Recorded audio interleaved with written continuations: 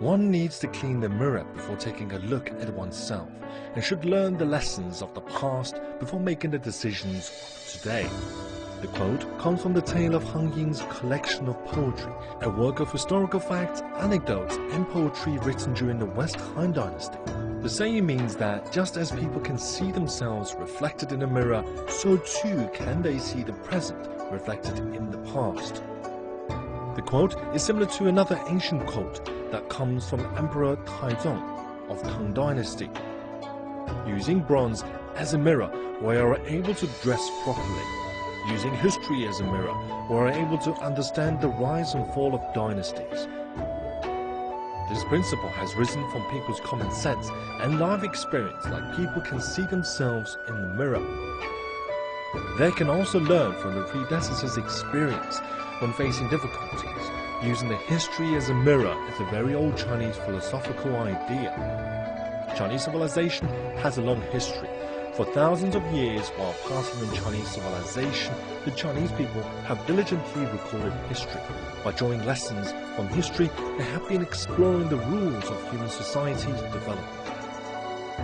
One needs to clean the mirror before taking a look at oneself, and should learn the lessons of the past before making the decisions of today. Chinese President Xi Jinping said when attending the Asia-Pacific Economic Cooperation CEO Summit in 2018 in Papua New Guinea. In the last century, for instance, World War II plunged the world into the abyss of calamity.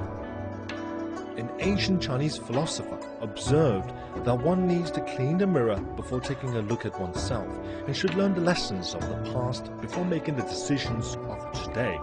In reviewing history, we should draw on its lessons to prevent the reoccurrence of past tragedies.